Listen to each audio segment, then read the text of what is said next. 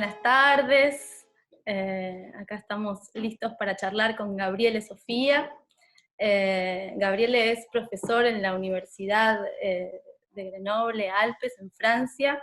Sus estudios se concentran en la interacción entre las artes performativas y las ciencias cognitivas, la historia de las técnicas de actrices y actores, y las políticas del teatro contemporáneo. Ha publicado en español Diálogos entre teatro y neurociencias, y esta es una obra colectiva, y luego su libro, que se llama Las acrobacias del espectador, neurociencias y teatro, y viceversa, que acá lo tenemos. Bueno, con Gabriel nos conocimos como estudiantes en la Universidad de París 8, y enseguida nos lanzamos a investigar, a producir un espectáculo con el que viajamos al interior de Francia. Hicimos funciones en la sala del Teatro de Soleil, y después nos lanzamos en una gira magistralmente diseñada por él, faraónica, que se llamó Vienaña, desde Viena a Catania, donde hicimos muchas cosas, pero funciones en lugares prohibidos también. Trabajamos en España, y juntos, con él y con Ariana De Santi, fundamos La Teatrería en París, una compañía.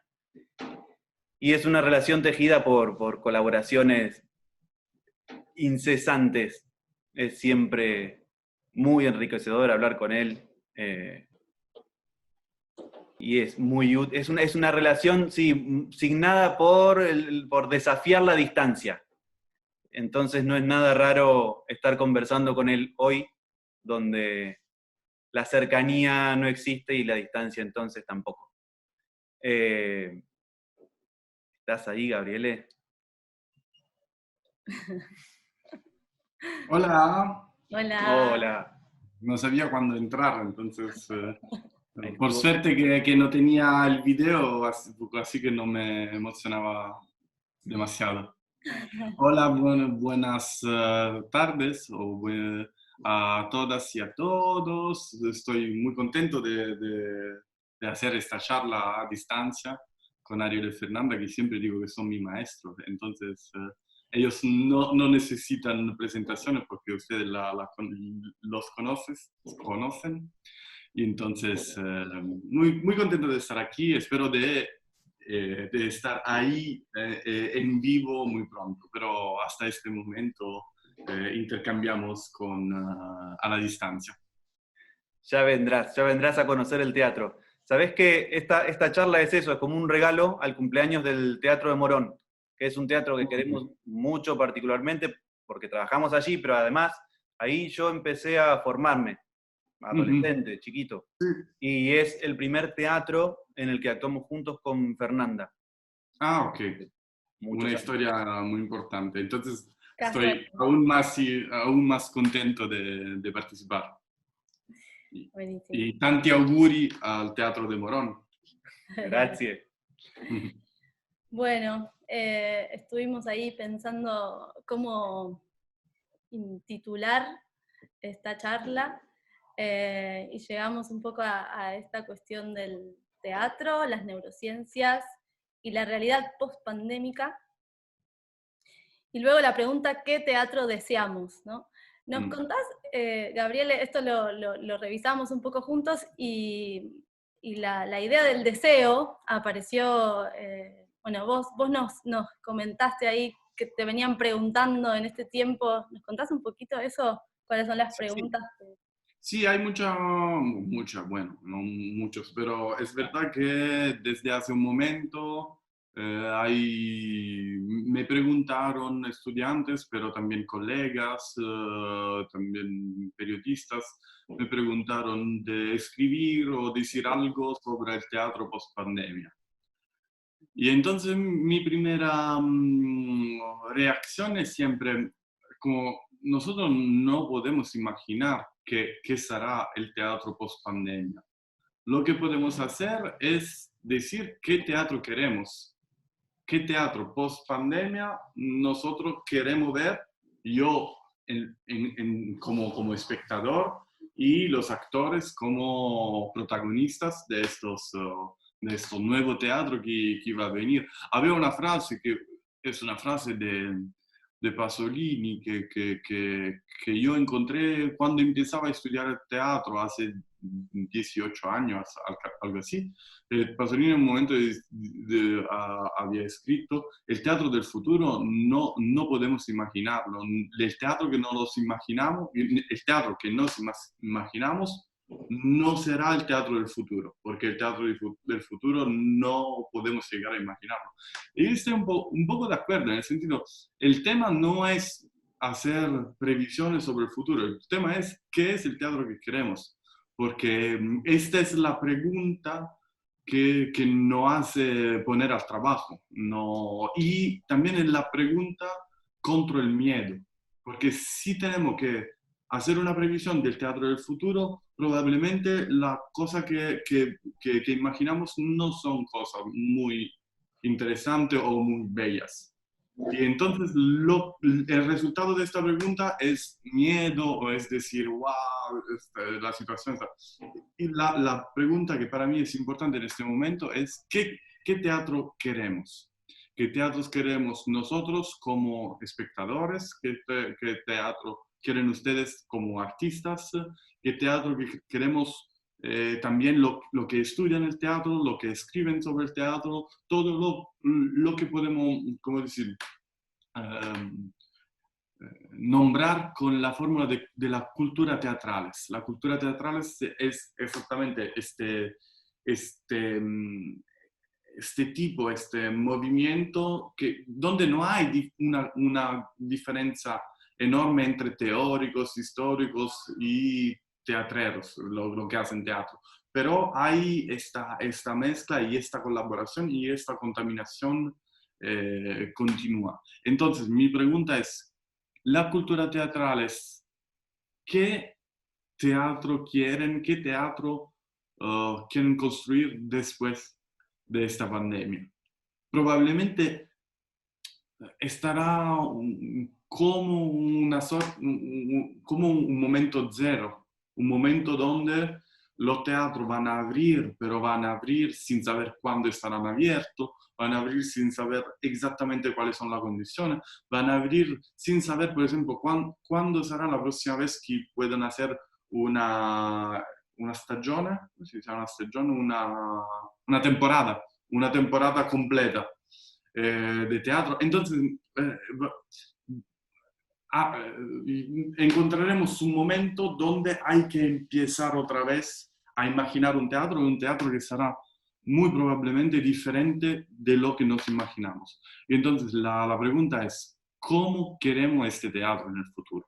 ¿Qué teatro queremos? ¿Qué teatro deseamos por el futuro?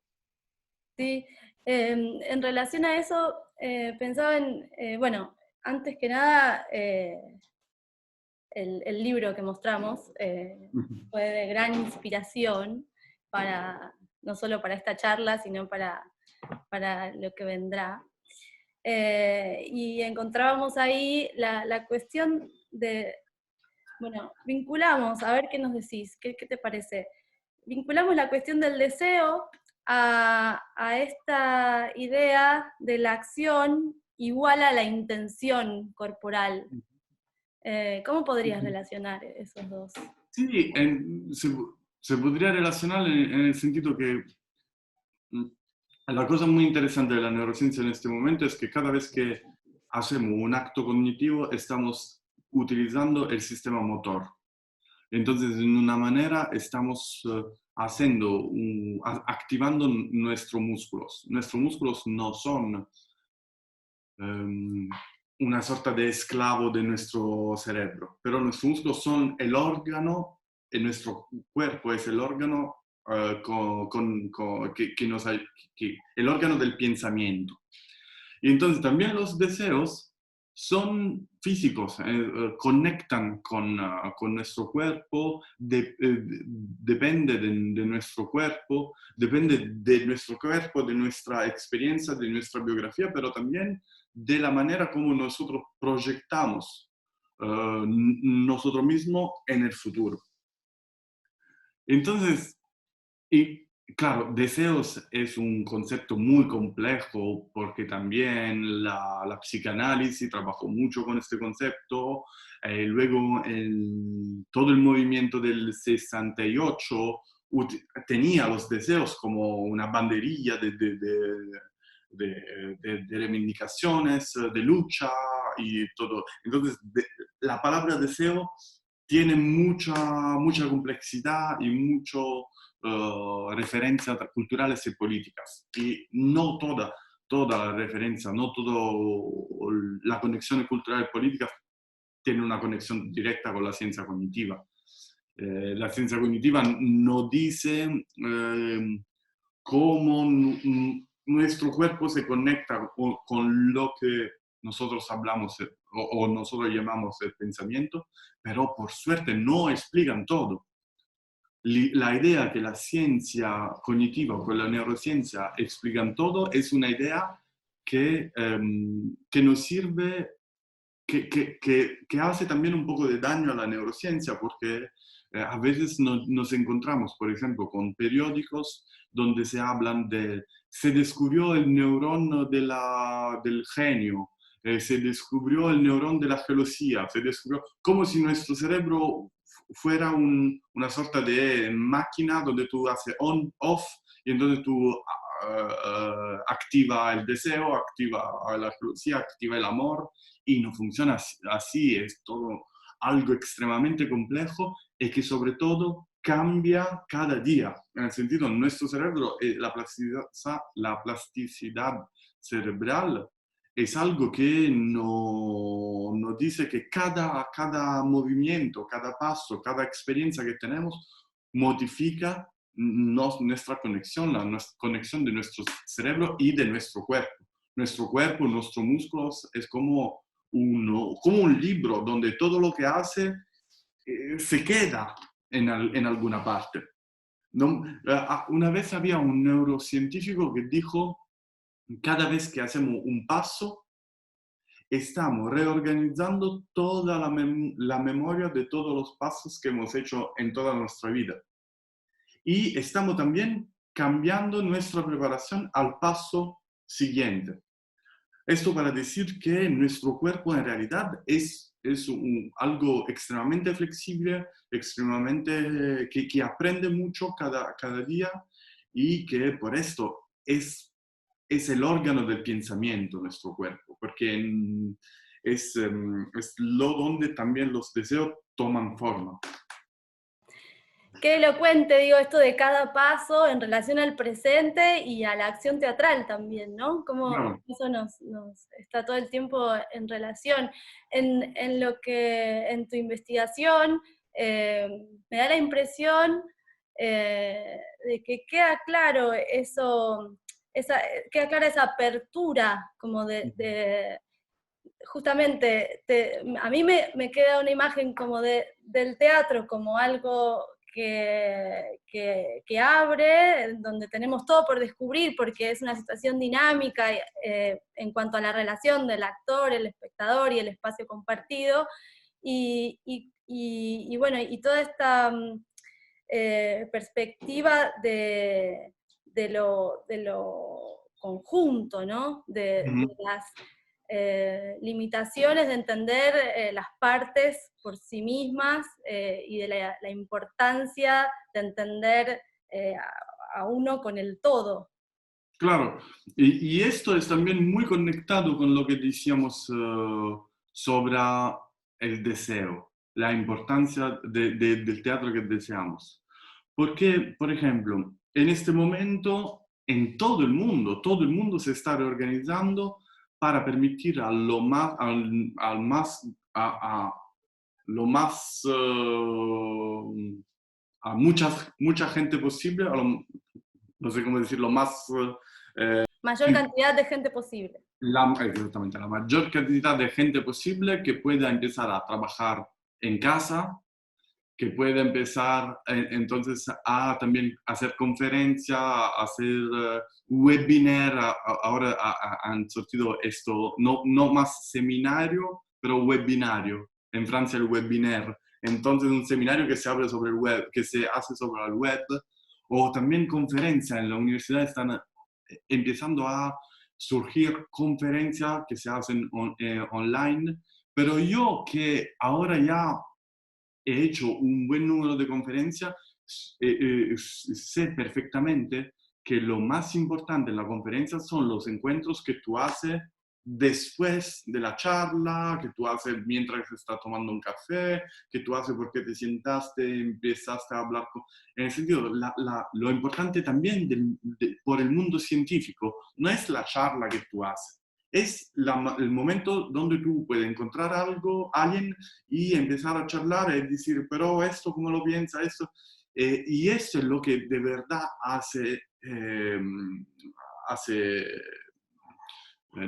da una sorta de propulsión al mundo científico.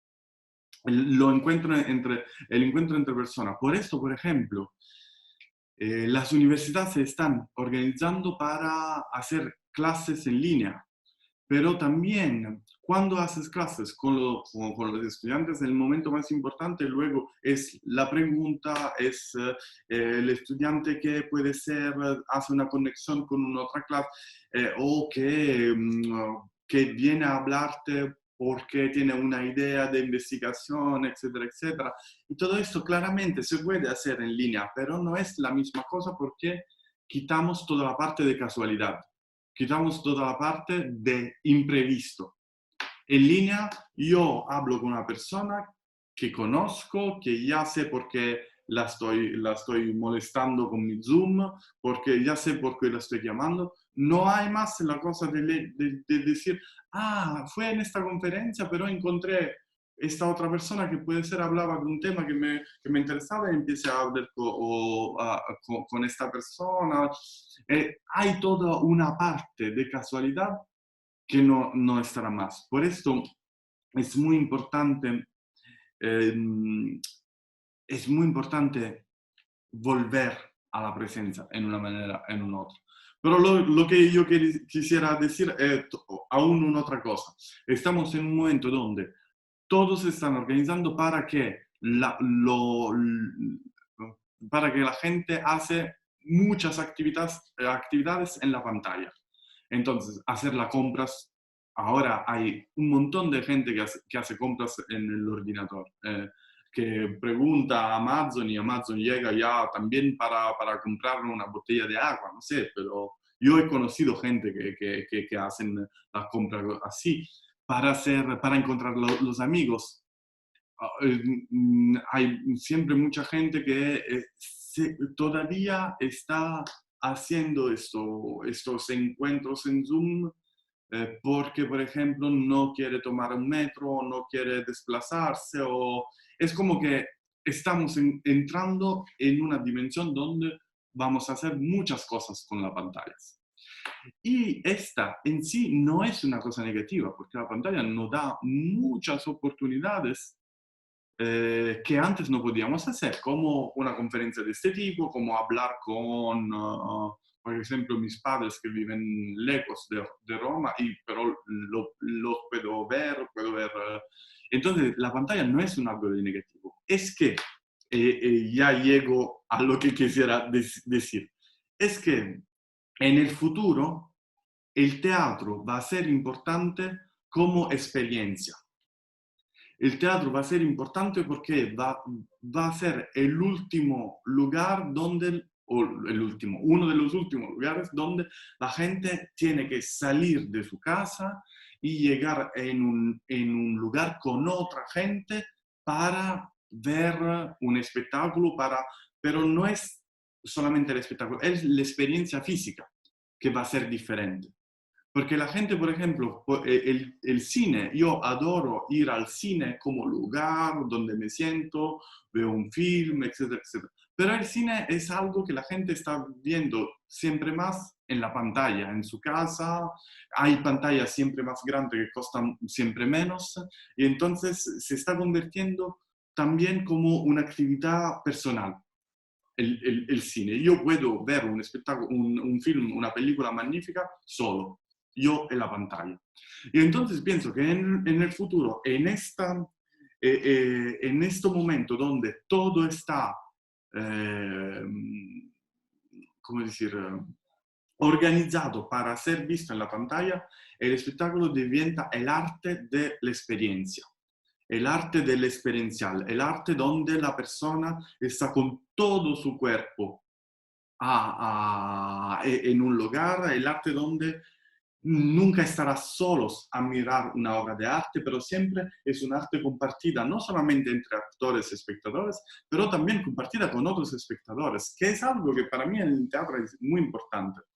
Entonces, por esto, el teatro del futuro es, antes de todo, es una oportunidad enorme.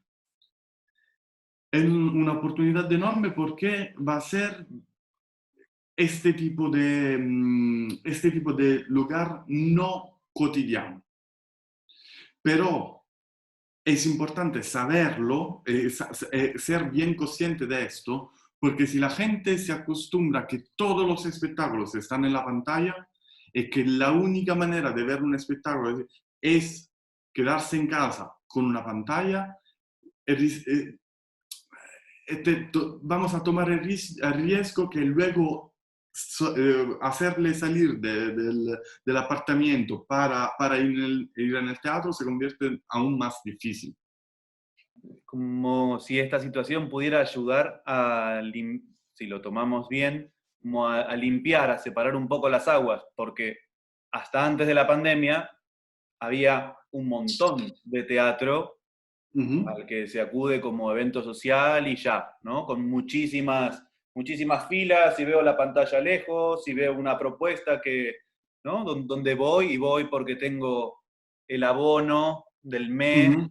Bueno, eso pasa más en Europa que acá, pero igual, voy solo a mostrarme y a... no sé. El hecho de este tipo de teatro, que claramente no es el teatro que nos gusta, en el sentido del teatro donde la gente va ahí no para ver un buen espectáculo, pero para encontrarse o para mostrarse. Nosotros lo hemos visto mucho en Francia, pero también en Italia hay teatros donde la gente, la verdad es que no le interesa el espectáculo, pero le interesa encontrar la gente que va en el teatro. Además, en Italia el teatro all'italiana es hecho exactamente para que la gente se mire una con el otro. Y nosotros a veces teníamos esto sentimiento de como que el espectáculo no era importante. Pero el hecho de ir al teatro como lugar social, no solamente como lugar del espectáculo, pero como lugar social, para mí no es una cosa negativa. En el sentido, yo voy en un teatro, entonces estoy siempre yendo en un lugar. Entonces estoy yendo en un barrio, estoy yendo en una... y yo sé qué tipo de persona puedo encontrar, si esta persona... Entonces también un espectáculo, un teatro que sí tiene como fulcro el espectáculo, pero empieza a pensar también a la situación experiencial que los otros están viviendo en manera colectiva en este lugar.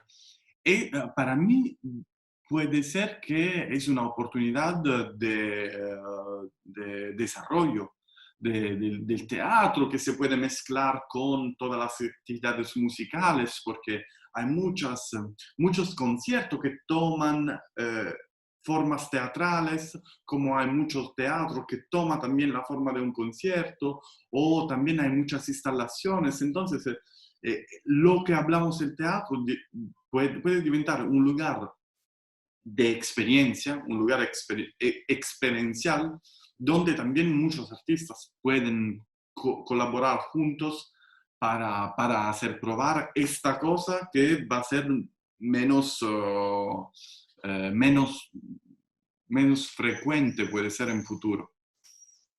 Poniendo el foco en el espectador, pensaba en esta situación que la decíamos un poco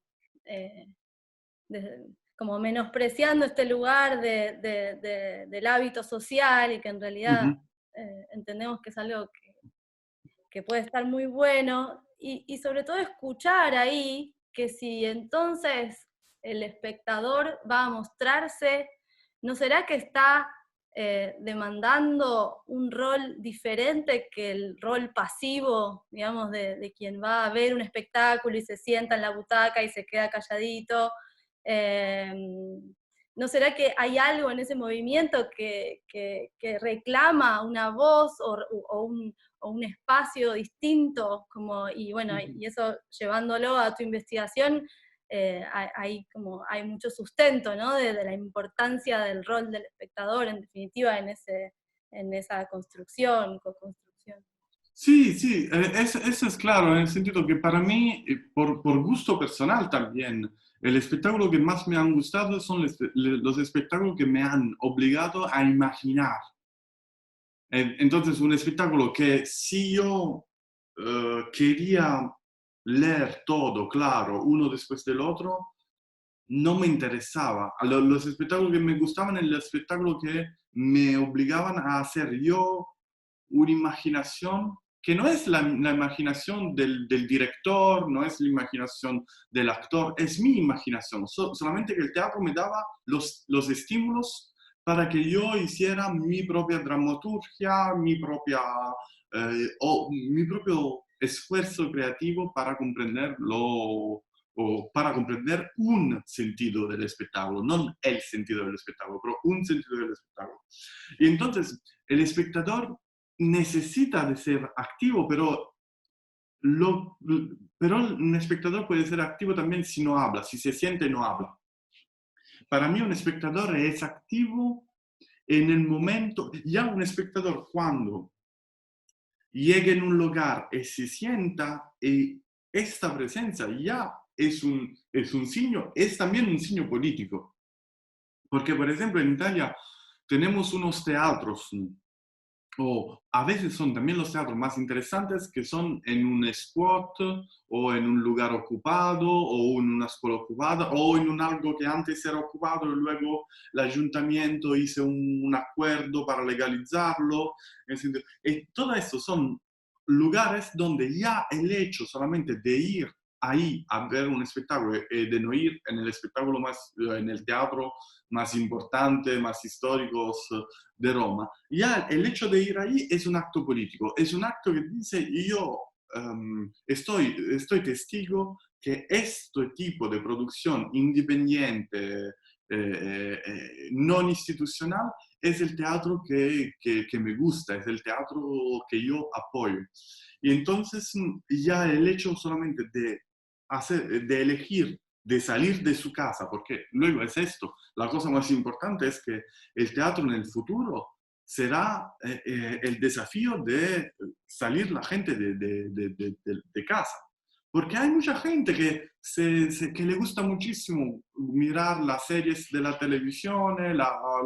Ahora tenemos una oferta de Netflix, de Premium, infinita, prácticamente infinita, y toda hecha hiper bien, súper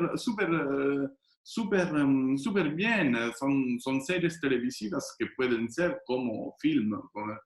Y entonces todo esto organiza, te da toda la posibilidad de no salir de casa, de poder vivir una experiencia magnífica, cinematográfica, quedándose en casa.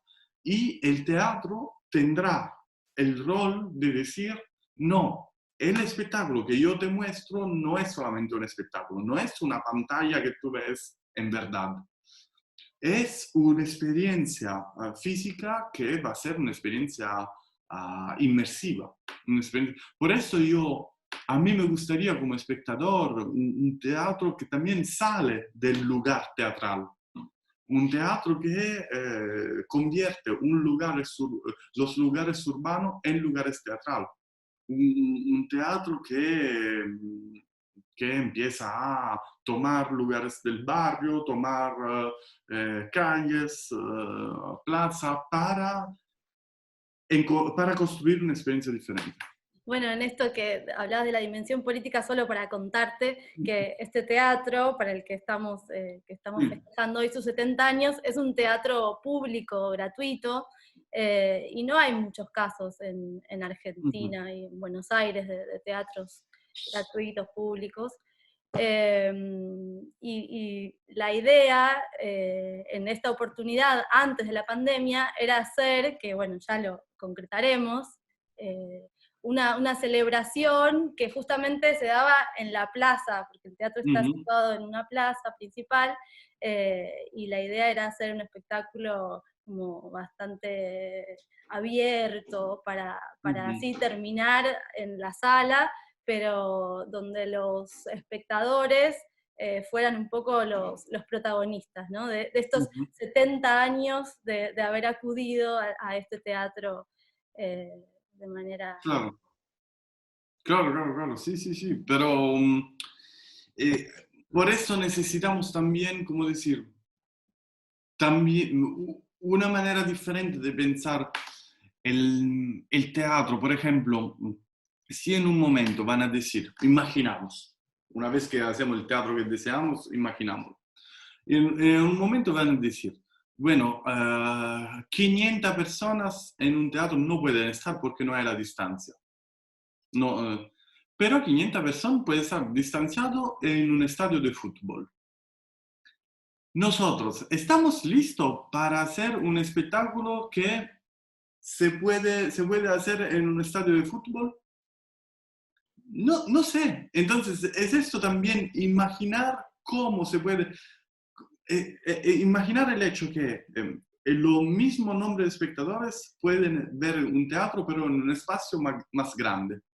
Y entonces el desafío es por los actores de decir, ¿cómo puedo crear una experiencia teatral en un espacio mucho más grande de lo de un teatro normal?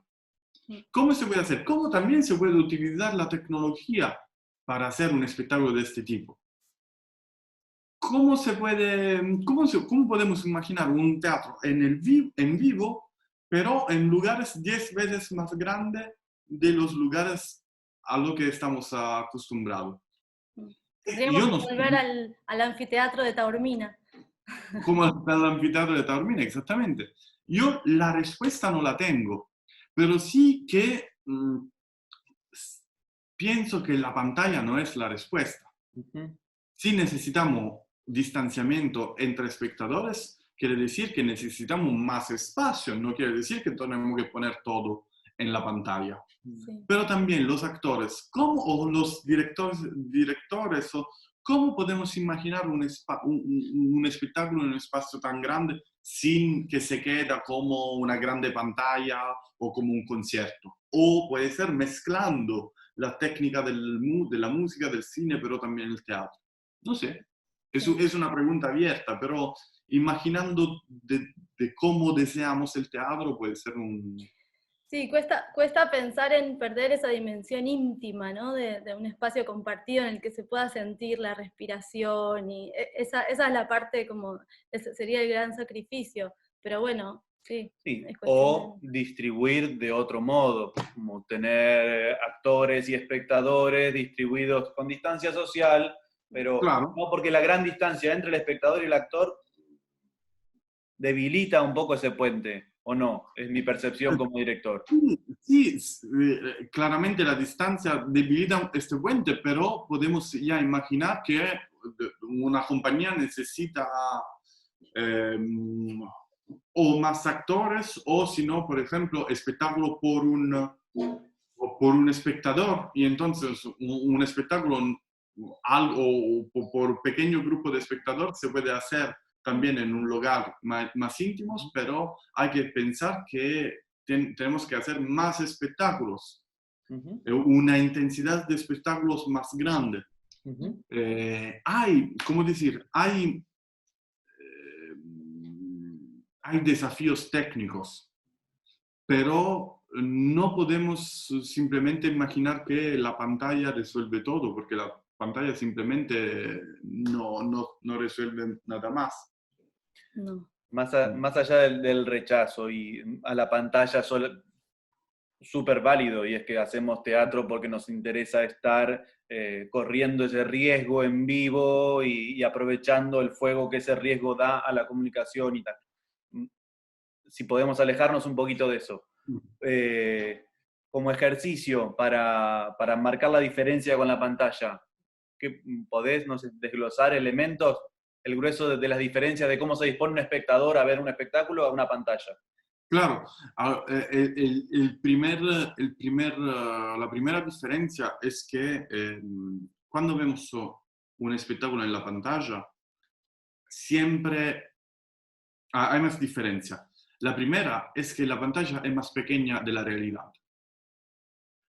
Podemos también hacer una pantalla gigante en dimensiones reales, pero también en este caso no tenemos más la dimensión de la percepción, de la profundidad. Eh, o, eh, y no es solamente esto, es también que tener una pantalla quiere decir también que nuestros focos de vista se quedan siempre en un mismo lugar. Entonces yo pongo en foco solamente a 1 metro de mí, a 2 metros de mí, a 10 metros de mí. Ahora, enfocar o desenfocar es algo muscular. Nuestros ojos son organizados para muchos músculos que organizan también cómo miramos, cómo movemos la mirada y todo esto. Normalmente, en un espectáculo en la pantalla, nunca la cámara está como parada. Siempre hay enfocos, siempre hay movimientos, zoom, algo así. Y entonces todo esto, todo lo que es el montaje, direcciona la atención del espectador. Entonces el montaje te dice dónde hay que mirar, si en un momento hay que mirar a una expresión de la cara, si en un momento hay que mirar a una acción de la mano, si en un momento hay que mirar... Es la ley del cine y funciona muy bien y hacen cosas magníficas. En el teatro, lo que es lo más interesante por el espectador es que la atención del espectador se mueve. El espectador elige dónde mirar. Elige dónde mirar y sobre todo en los espectáculos que no son bidimensionales. Pero los espectáculos que son, por ejemplo, con una organización que puede ser bifrontal o que está alrededor del espectador con otras configuraciones. El espectador a veces mira un algo y se pierde una parte del espectáculo que está en el otro lado, o viceversa. Y entonces, cada vez que vemos un espectáculo, es un espectáculo diferente. Lo vemos en manera diferente, nos damos cuenta de detalles diferentes, etcétera, etcétera. Todo esto para decir que cuando miramos un espectáculo en vivo, hay un coinvolgimento, ¿cómo se dice coinvolgimento? Hay un... ¿Compromiso? No, involucrarse, ¿no? Involucrarse, sí, algo con el sentido, tu cuerpo está mucho más activo que cuando estás en la pantalla, simplemente porque tu cuerpo, tu atención tiene más espacio que explorar. Esto es también, ahora estoy hablando con ustedes y os veo claramente, pero si estamos en una mesa, yo, tú y Ariel, nosotros tres, ya teníamos que elegir a quién miro, es que lo miro en los ojos, es que lo miro en las manos, es que miro los dos, y entonces mi cuerpo está mucho más estimulado que cuando hablamos con una pantalla en 2 dimensiones. Entonces, por esto, en la experiencia espectacular del teatro, la experiencia, lo que yo llamé experiencia performativa del espectador, no es algo que se puede reproducir en el cine. El cine es algo de magnífico, pero no es la misma cosa. No es la misma cosa porque el espectador está activo en una otra manera. Percibe las cosas en una otra manera, también percibe las acciones en una otra manera. ¿Por qué?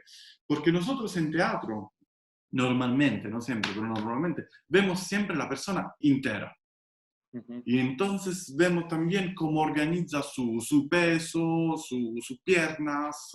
La vemos siempre en la figura entera. En el cine mm, casi nunca, o solamente en un momento, en un porcentaje muy bajo, vemos la persona toda entera. Normalmente vemos detalles, vemos mano, ojos, cara, todo esto. Entonces, a nivel de neuronas espejo, reaccionan menos cosas.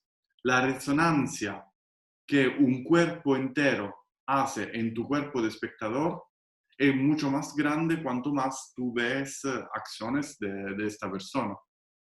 Y entonces, si yo estoy viendo una persona que con todo el cuerpo se está girando hacia algo para hacer, no sé, Romeo y Julieta, yo tengo todo el cuerpo que está reaccionando a esto, a esta acción.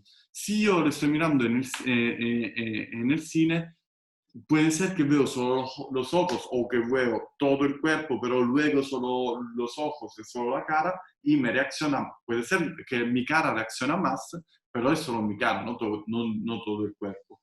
Entonces también a nivel, podemos decir, neurocognitivo, imagino que se activa más cuando vemos la persona más entera.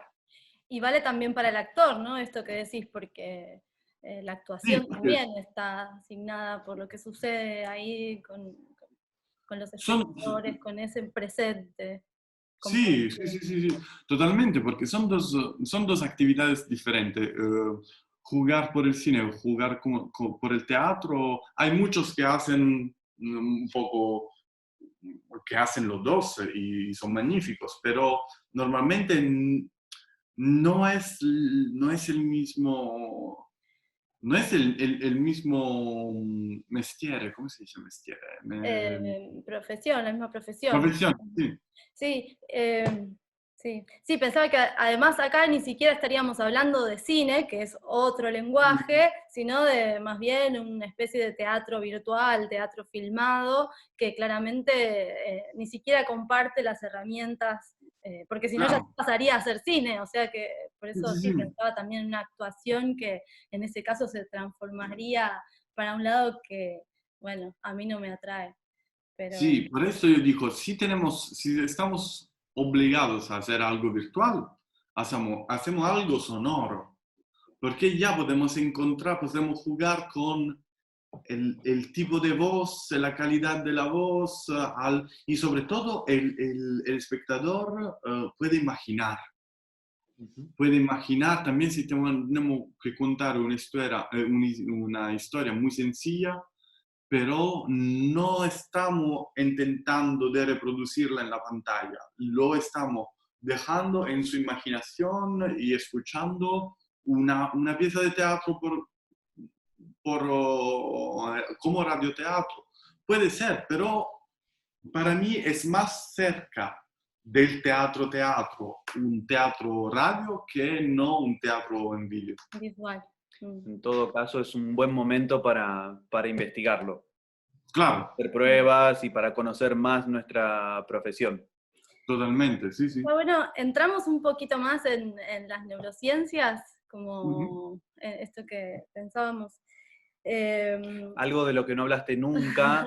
no, no, claramente venís hablando de eso también, pero bueno, surgen como muchas intrigas respecto a, por ejemplo, esta cuestión de los patrones motores y cómo cuando uno hace una acción en realidad está inhibiendo un montón de posibilidades y en esto a mí me llevaba a pensar un poco a esta situación en la que necesitamos encontrar nuevas formas de hacer y cómo podríamos vincular ese mecanismo como de lo humano llevado a nuestra tarea. Como Ah, podríamos hacer para pensar en esto de, porque no sé si fui clara, romper como ciertos patrones, como esos lugares conocidos, y de ahí pasar a una nueva posibilidad que yo la relaciono con la creación también, ¿no? sí, claro, en el sentido que nosotros para hacer, todas las acciones que hacemos son patrones. En el sentido, nunca creamos una acción de nada. Cuando creamos una acción siempre es una combinación de cosas que ya sabemos hacer, generalmente, ¿no?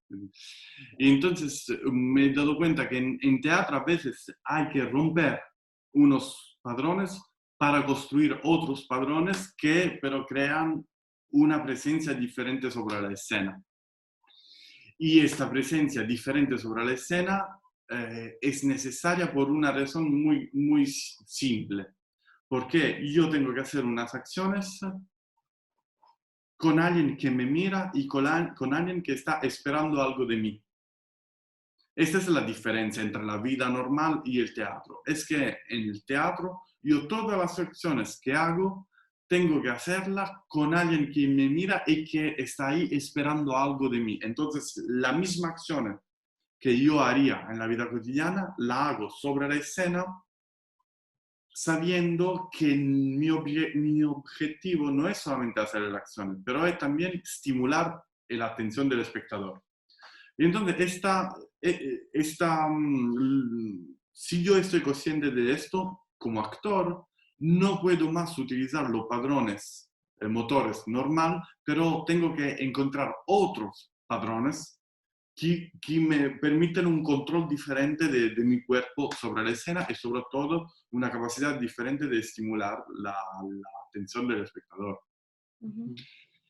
Pero lo que es importante para mí es que a veces se piensa que un buen actor hace buen teatro. Pero yo muchas veces he visto espectáculos con actores magníficos que no me interesaban.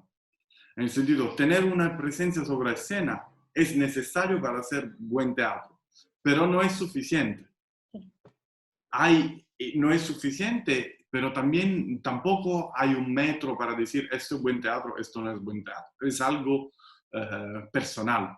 Y a veces me he encontrado con espectáculos, con actores que veía que estaban impresionantes, pero el espectáculo me aburría muchísimo. Entonces, otra vez, esto es el gusto personal. Pero a veces estamos un poco en esta cosa que un buen actor hace buen espectáculo. No, un buen actor es necesario para hacer un buen espectáculo, pero hay también otros. Un malo actor no puede hacer buen espectáculo. Yo pienso que nunca lo he visto. O si no, espectáculo involuntario. Lo que pasa es que es muy complejo lo de bueno y malo, no estás solo hablando de la presencia, sino de las capacidades compositivas, es mucho más amplio. Sí, pero sí, bueno y malo, es verdad, son palabras que no tienen, pero sí se puede decir un actor eficaz o un actor que no está eficaz. Eso me lleva a, pensaba también algo de lo, en esto mismo, como proponés en la investigación, se habla bastante de esta cuestión de un poco romper con los binarismos o las dualidades, ¿no? Con los binarismos o dualidades, como estas posibilidades otras, que, bueno, un poco es en referencia a esto que venimos hablando, de romper patrones. Y pensaba, la convención teatral, ¿no será algo que es bueno plantearse como algo, como un patrón conocido a un poco romper, o a no contar tanto con esa convención a la hora de crear? Sí, en el sentido, hay gente que adora la convención. Igual, yo diría, hay más gente que adora la convención teatral que gente que le gustaría algo de diferente. Entonces, ancora una vez, es algo muy personal, muy subjetivo. Hay gente que, por ejemplo, detesta ir al teatro y no está seguro de poderse quedar en la silla sin contacto con los actores o con lo que pasa. Creo que sí. Porque la convención sí existe, porque la gente le gustan. muy pocas convenciones en el arte Mm. que existen sin que la gente le gustaba. Ujú. Entonces, pero al mismo tiempo no pienso que en un espectáculo donde hay muy claramente una división entre quien actúa y el espectador, no puede ser un buen espectáculo. Para mí puede ser o también un espectáculo buenísimo. Ujú. Eh, depende mucho de la... No pienso que sea convención o no convención que, que determina la eficacia sobre el espectador. Sí que pienso que es la preparación, el trabajo del actor que determina si un espectáculo es eficaz o no. Claro, sí, yo lo planteaba en el sentido no de no respetar la convención, que puede ser lindo como regla de juego, sino como de los actores o los creadores a la hora de crear, no apoyarse tanto en esa convención como algo que va a funcionar de todos modos, ¿no? Y algo de esta pandemia también que nos cuestiona acerca de nuestra realidad y de que como todo es mucho más relativo de lo que a veces creemos, y eso, como Ah, sí, un pero poquito más allá. en esto estoy seguro. Si en teatro vemos algo que podemos ver a la tele o en la pantalla, es claro que nos gustará más en la pantalla.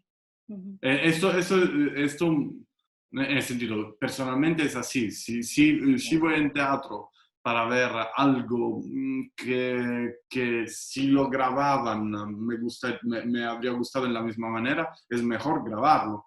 Ujú. Esto sí. Y no es conectado necesariamente con el ser naturalista o la actuación naturalista o no naturalista, algo así, porque he visto teatro de actuación naturalista magnífico y que nunca en la pantalla me habrían podido dar la misma experiencia.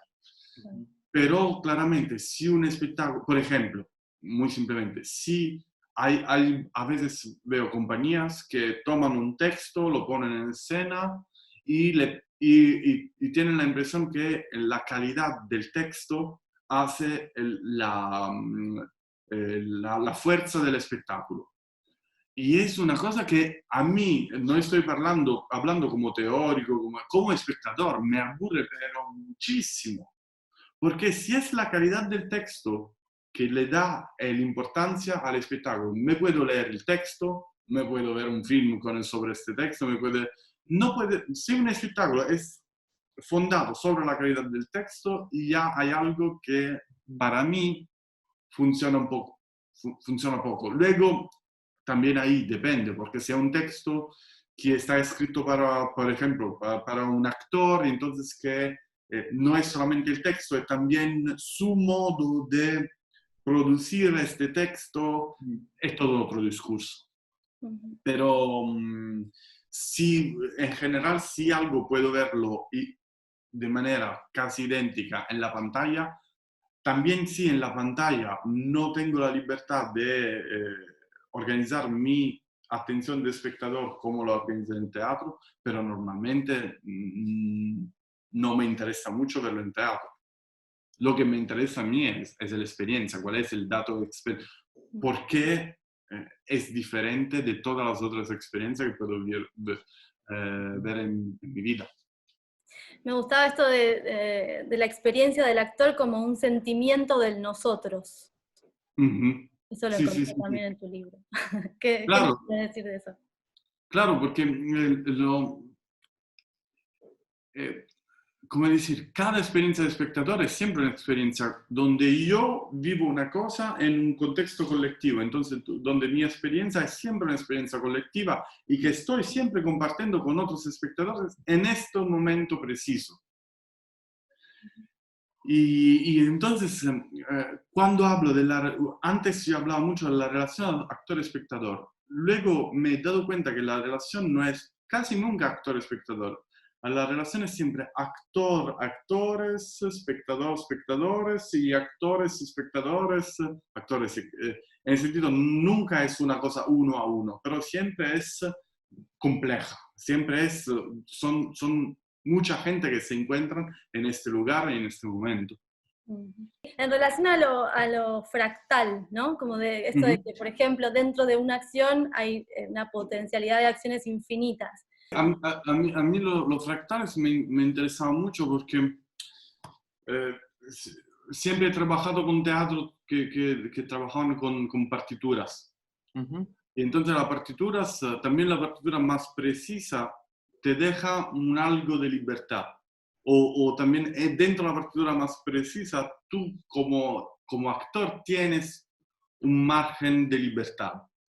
Y este margen de libertad no es un margen temporal, no es un margen de espacio, depende de ti cuántas cosas puedes poner en esta libertad que tú tienes como actor, pero no solamente. Este margen de libertad es también el margen que mantiene vivente en la relación con el espectador, que te permite de ajustar segunda lo que tú en este momento estás percibiendo del espectador, porque también en una relación muy de diferencia, muy necta entre actor y espectador,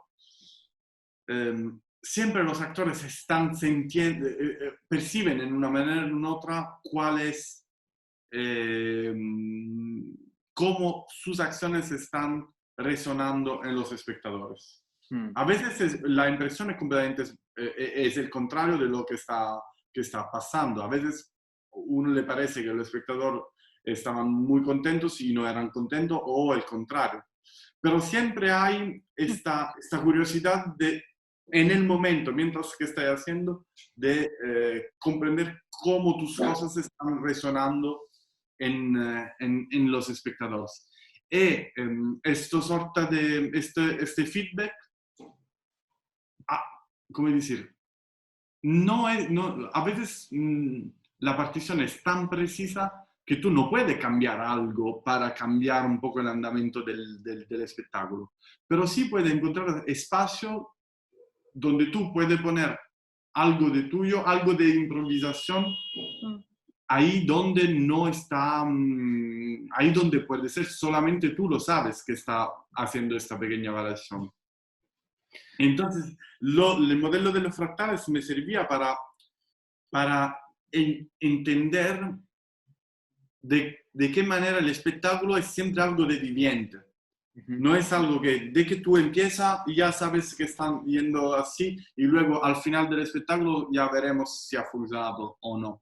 Es siempre algo donde hay siempre un feedback circular con el espectador. En busca de ese feedback y entendiendo la situación muy en red. Vuelvo a lo de la convención y a la apuesta.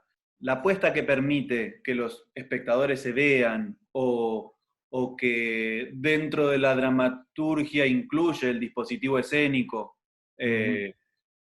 ¿no crees que pueda favorecer a esa eficacia? Digamos, dar un paso, porque, perdón, creo que ayuda a poder renunciar a la realidad que te envuelve en pos de ir a un imaginario colectivo. Digo, dejar un pequeño espacio para el espectador. No sé, me viene el ejemplo de Grotowski con Doctor Fausto y los espectadores comiendo frente a frente y esa mesa es parte de, y quien quiera dejarse ir está pudiendo ser parte concreta de esa aventura de Fausto, de esa última cena. Absolutamente. También, ¿sabes por qué? Porque esto fisiológicamente, cuando nosotros vemos a alguien que mira en un lado, tenemos un poco el reflejo de mirar donde la persona que estamos mirando está mirando. Entonces, cuando, por ejemplo, no estamos en un dispositivo frontal, actores, espectadores, pero, por ejemplo, hay espectador de los dos lados, nosotros también miramos al mismo tiempo el espectáculo y la relación del espectáculo, y nuestra relación es con el actor, pero depende también de la reacción de los otros espectadores. Entonces, esta complejidad se convierte en una experiencia aún más compleja. Sí, la atención compartida, ¿no? Sí, totalmente. Sí, sí, es esto. Este mecanismo que en el siglo XX ha sido investigado mucho por Grotowski y por otra gente, pero también antes, por ejemplo, todos los espectáculos del medioevo también eran espectáculos donde los espectadores se podían ver, donde a veces estaban espectáculos donde los espectadores caminaban de un lugar al otro, y donde había un partaje, sí, Compartir. compartir de esta experiencia, que no es solamente compartir con los actores, las actrices, pero es también compartir con los espectadores y las espectatrices. Contanos un poco cómo es el mecanismo de desarrollo del cerebro en el que encontramos esta noción de atención compartida. Sí, no, esta noción me llamó mucho la atención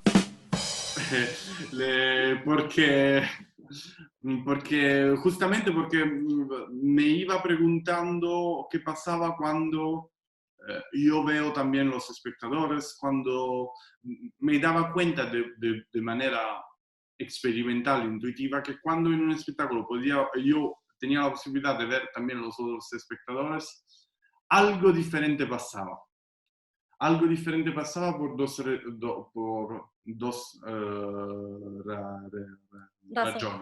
razones. La primera es que normalmente cuando ves los espectadores del otro lado, quiere decir que el espectáculo está en una especie de línea entre los dos espacios de los espectadores, y entonces cuando una escena está ahí, puede ser que tú te estás perdiendo una otra escena ahí. Entonces, tú estás obligado como espectador a elegir y hacer tu propio montaje del espectáculo que tienes debajo de los ojos. Pero también me interesó este mecanismo de la acción compartida, que es algo que el niño desarrolla cuando tiene 9 meses o algo así. Y es muy simple, en el sentido, es el mecanismo de... cuando hay un objeto, por ejemplo, si enfrente de mí hay un niño, si yo miro este objeto, en un momento del desarrollo del niño, el niño empieza a mirar el objeto que yo estoy mirando.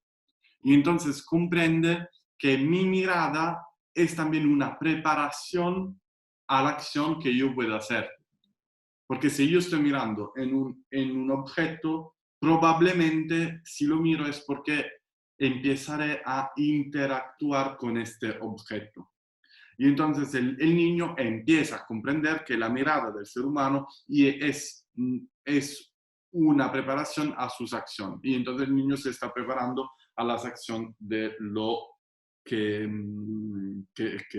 está interactuando con el niño. Pero la cosa también más interesante es que esta atención compartida es conectada con la experiencia del espacio. En el sentido, cuando el niño empieza a mirar donde tú miras, el niño se está dando cuenta que él está en un espacio que no es solamente el espacio de él con la persona, su papá, su mamá, su hermano, es un espacio donde él puede explorar con la mirada. Y entonces han hecho un estudio que los niños que desarrollan este mecanismo más antes van a ser los niños que van a caminar solos en espacio más antes. Y quien lo desarrolla un poco más después empezará a caminar a 4 patas en el espacio un poco más después. Porque justamente la atención es una creación del espacio. Cuando yo estoy poniendo la atención en un lugar, en mi cuerpo estoy ya simulando las acciones que yo podría realizar en este espacio.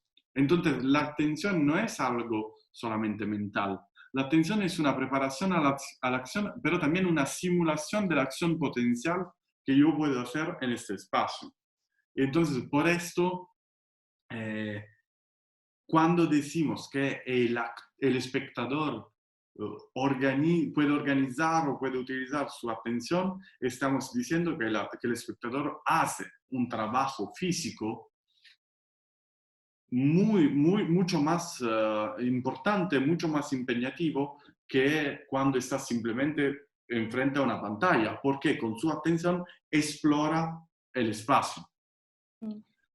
La atención es siempre una acción, es siempre conectada a una acción y siempre tiene activación motoras.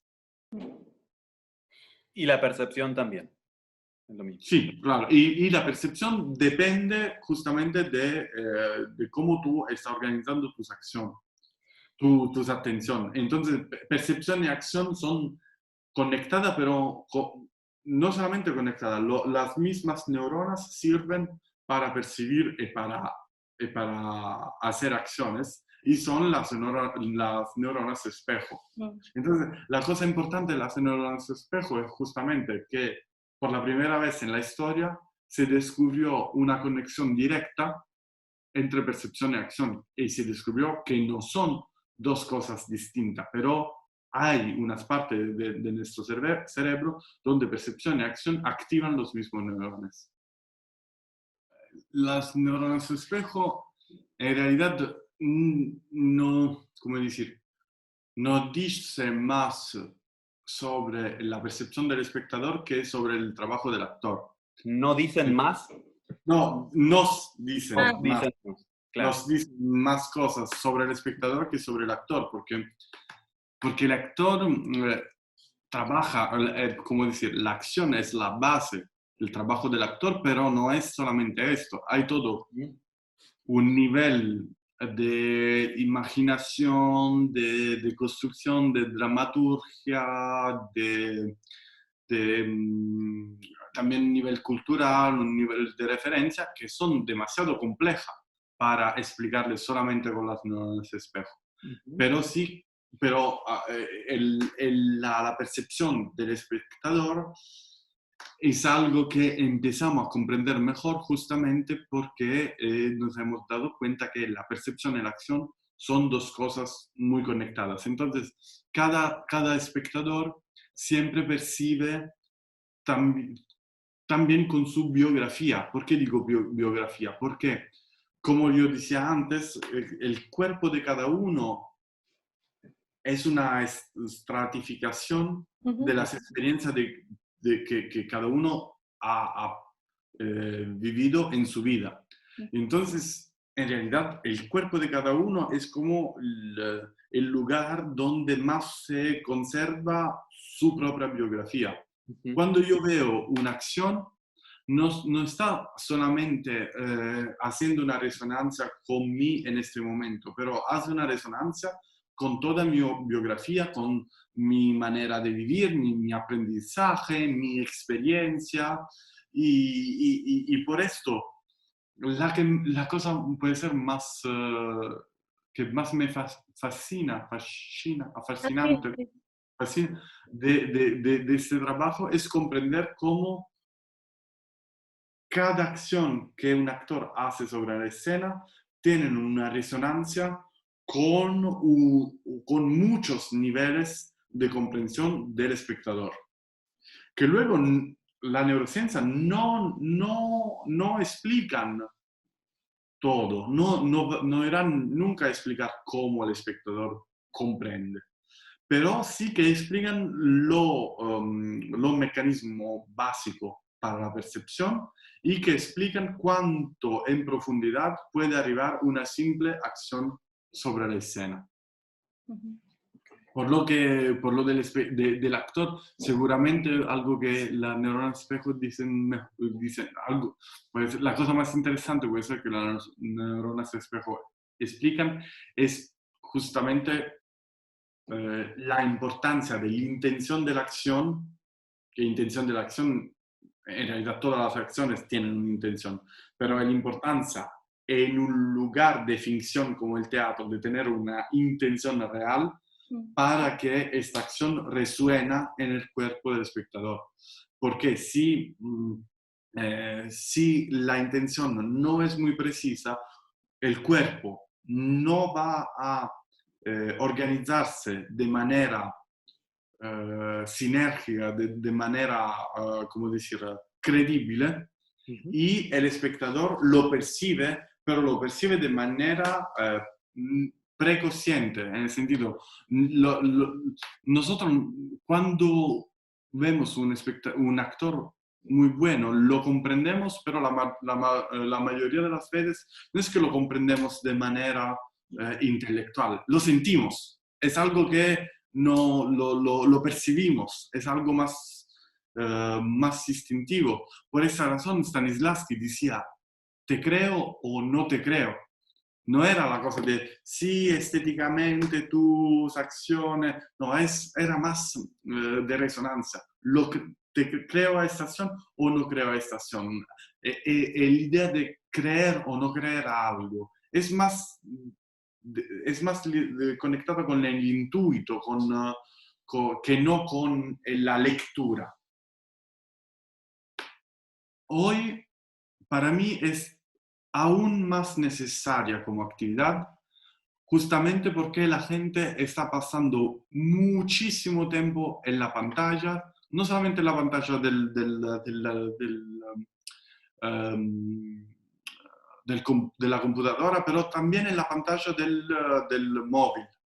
Y la pantalla del móvil es muy pequeña y siempre está a una distancia de máximo 1 metro de ti y pasamos 3 horas al día sobre este coso.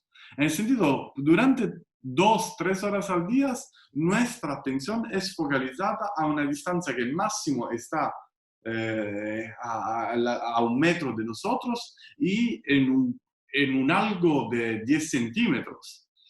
Y entonces, esto pienso que es un cambio antropológico que está pasando en este momento, es que no es negativo, en el sentido, no es forzosamente negativo, porque todos nosotros hacemos muchas cosas con nuestro portable que no podíamos hacer antes. Pero entonces la solución a esto no es no utilizar más el móvil o no utilizar más la tecnología, pero es comprender que hay que, sobre todo en la edad por la gente más joven, hay que bilanciar, Equilibrar, sí, equilibrar. equilibrar el tiempo que un niño, un joven pasa en el portable, en el móvil, con una actividad que no es esta del móvil. Para que él puede, sí, una actividad donde ya estás interactuando con gente en vivo y gente en un espacio más largo, porque también mirar solamente a 1 metro de ti por 3 horas al día, y yo he encontrado también, ¿sabes? Ahora en el móvil ya te puede decir cuánto tiempo pasa en el móvil cada día, y tengo también amigos, personas muy inteligentes, ¿sí?, que pueden pasar 5 o 6 horas al día trabajando. Pero yo también a veces me doy cuenta que entre una cosa y la otra, al final del día me dice que he pasado 2 horas al móvil. Y me dice, pero ¿qué has hecho 2 horas al móvil? Entonces hoy puede ser necesario para equilibrar todo el tiempo que pasamos así.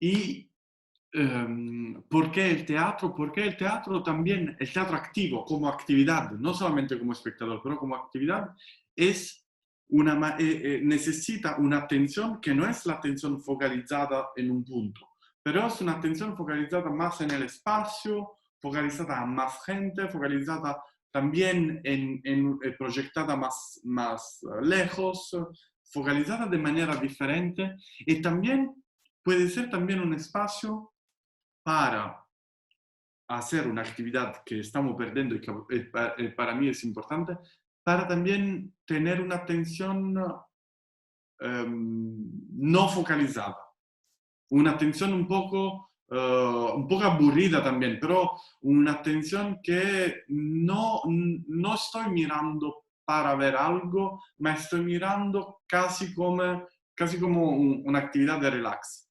Y que es un algo que hasta hace 10 años hacíamos siempre, porque cuando teníamos que esperar a alguien en un bar, cuando teníamos que esperar un bus, cuando teníamos que esperar todos estos tiempos muertos, nos quedábamos pensando, pues escuchábamos música, así, pero ahora cuando tenemos los tiempos muertos de nuestra vida, siempre salimos con el móvil y ya no enfocamos nuestra atención sobre un objeto muy pequeño.